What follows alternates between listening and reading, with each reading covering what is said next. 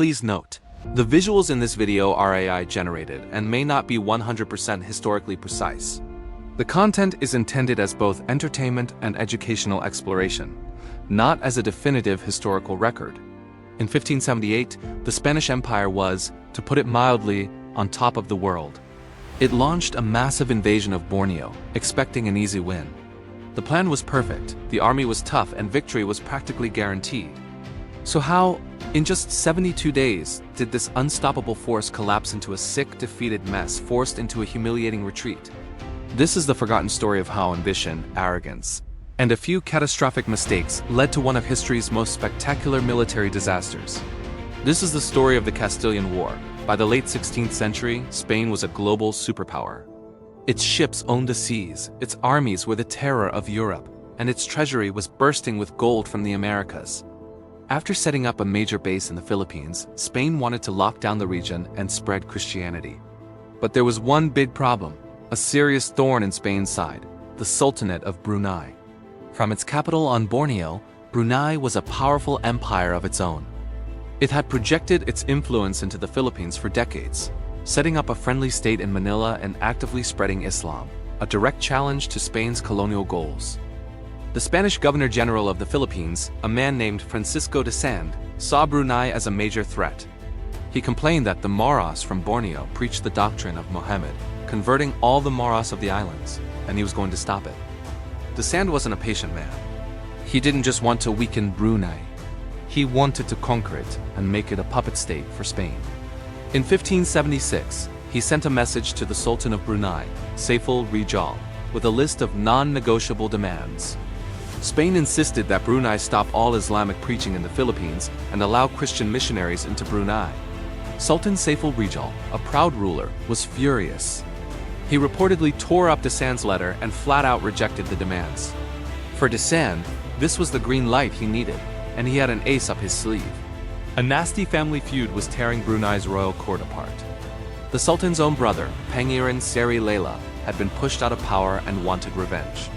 He sailed to Manila and made de Sand an offer he couldn't refuse. "Help me overthrow my brother, and I'll rule Brunei as a vassal of Spain."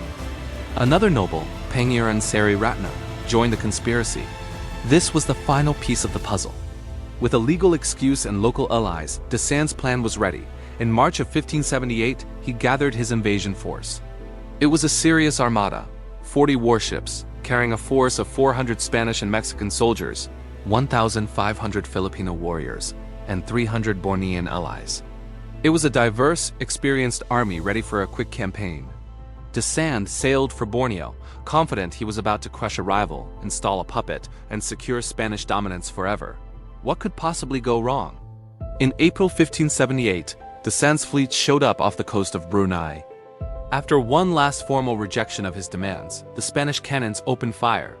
Brunei's navy was caught completely off guard and outgunned. The Spanish fleet efficiently sank the Bruneian ships, clearing the path to the capital.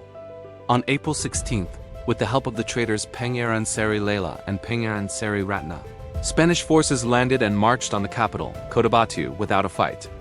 Sultan Saiful Rijal and his loyal followers had to flee into the thick jungle, abandoning their city. De Sand had won. He installed Pangeran Seri Leila as his new puppet sultan and looted the palaces. It looked like a perfect low-cost victory.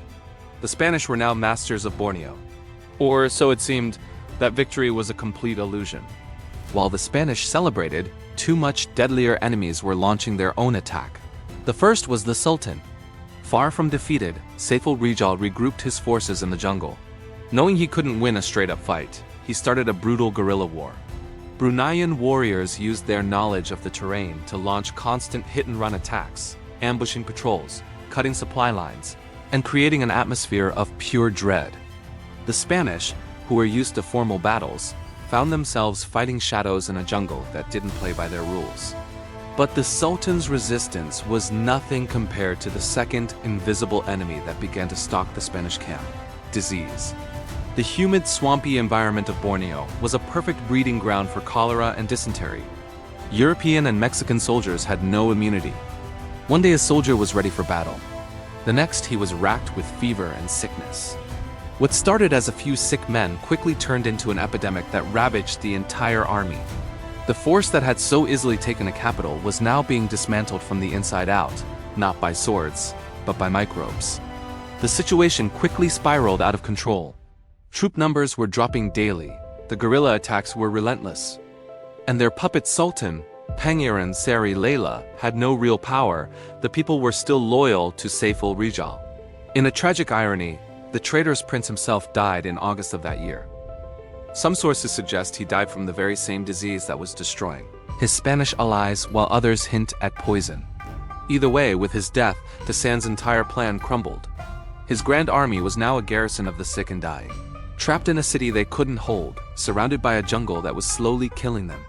This cascade of failures, where an unseen enemy completely destroys a military plan, is a theme that pops up all through history. These stories show us how things far beyond the battlefield can decide who wins and who loses.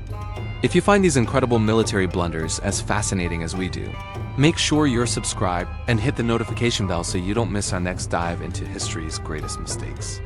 By late June, Governor Dusan couldn't ignore reality anymore. His invasion was a catastrophic failure. The vast majority of his soldiers were either dead or too sick to even hold a sword. The guerrilla war was bleeding them dry, and his political goal, a pro-Spanish Brunei, had died with his puppet. On June 26, 1578, just 72 days after taking Cotabato, Francisco de Sand ordered the abandonment of Brunei. It was an undeniable, humiliating defeat. In a final, pointless act of spite, the retreating Spanish burned down the city's Grand Mosque, a magnificent five-tiered structure that was the heart of Brunei's Islamic faith. It was a bitter gesture from a beaten man. The retreat was a nightmare. The few remaining Spanish and allied forces limped back to Manila, sick and demoralized. The campaign that was meant to cement Spanish power had achieved absolutely nothing except epic losses. The puppet government was gone, and Sultan Saiful Rijal returned to his capital, not weakened, but with his authority stronger than ever. Brunei had faced the Spanish Empire and, against all odds, won. The consequences of this failure were clear. While Spain did manage to stop Brunei from regaining its influence in the northern Philippines, it had completely failed to conquer the Sultanate. The failure was so total that by 1599, Spain's Governor-General was already sending letters asking to resume a normal, friendly relationship, a quiet admission that their military adventure had been a complete disaster. Brunei's defiance had paid off. So how did the world's greatest power lose a war in 72 days? The spectacular collapse of Spain's invasion wasn't down to one thing, but a perfect storm of failure. First, there was pure hubris. Francisco de Sand, blinded by imperial arrogance, totally underestimated his enemy and the deadly environment he was walking into. Second was betrayal. De Sand's plan depended on a local traitor, but he failed to realize that a puppet ruler with no legitimacy is no ruler at all. And third, and most importantly, was disease. More than any warrior or strategy, it was cholera and dysentery that truly defeated the Spanish. This forgotten war is a timeless reminder that the most dangerous enemies are often the ones you can't see. It was a classic David versus Goliath story, where a small sultanate survived against a mighty empire. But in this version, David's slingshot was a determined resistance, and his stone was a microbe. Brunei would endure, surviving to this day as the oldest continuous Islamic political entity, a testament to its resilience in the face of a spectacular 72-day failure.